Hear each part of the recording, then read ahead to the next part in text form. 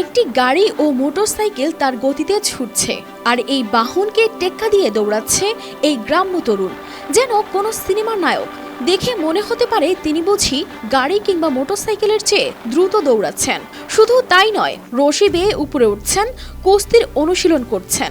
গ্রামের মাঠ থেকে উঠে আসা এই তরুণ এখন সোশ্যাল মিডিয়ার তারকা।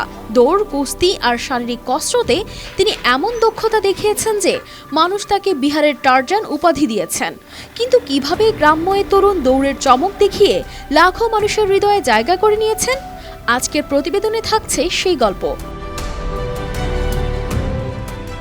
ভাইরাল এই বিস্ময় যুবকের নাম রাজা যাদব। ইনস্টাগ্রামে তার অনুসারীর সংখ্যা 20 লাখেরও বেশি, আর প্রতিদিনই বাড়ছে তার এই সংখ্যা। তার ভিডিওগুলোতে দেখা যায় তিনি শুধু দৌড়ে গাড়ি কিংবা মোটরসাইকেলকে পেছনে ফেলছেন না, নানা রকম শারীরিক কসরত প্রদর্শন করছেন, যেন অ্যাকশন সিনেমার দৃশ্যকেও হার মানায়। Double million offer, Walton fridge কিনে পেতে পারেন 20 লক্ষ টাকা, রয়েছে কোটি কোটি টাকার নিশ্চিত উপহার। তার ইনস্টাগ্রামে 2000-এরও বেশি ভিডিও রয়েছে, যেখানে তিনি নানা যানবাহনের সঙ্গে দৌড় প্রতিযোগিতায় অংশ নিচ্ছেন। এসব ভিডিও ভাইরাল হওয়ার পর রাজা যাদবকে বিহারের টারজান নামে ডাকা শুরু করেছেন নেটিজেনরা।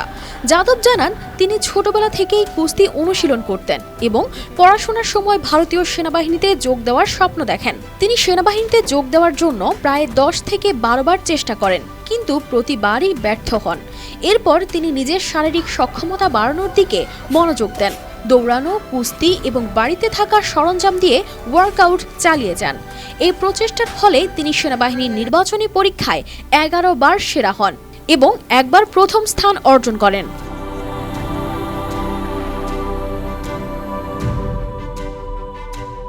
তবে তিনি তার খাদ্যাভ্যাসকেও এই সাফল্যের পেছনে বড় কারণ বলে মনে করেন। তিনি জানান, বাড়িতে উৎপাদিত বিশুদ্ধ খাবারই তাকে এই শক্তি যোগায়। ভাত, ডাল, রুটি, শাকসবজি, দুধ, দই, ঘি আর পনির তার প্রধান খাদ্য তালিকায় রয়েছে।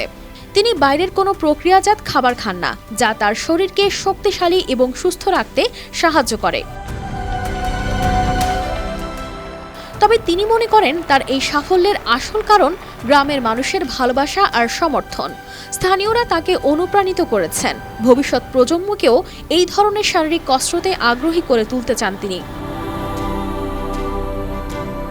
কানিস ফাতেমা শিমু, RTV।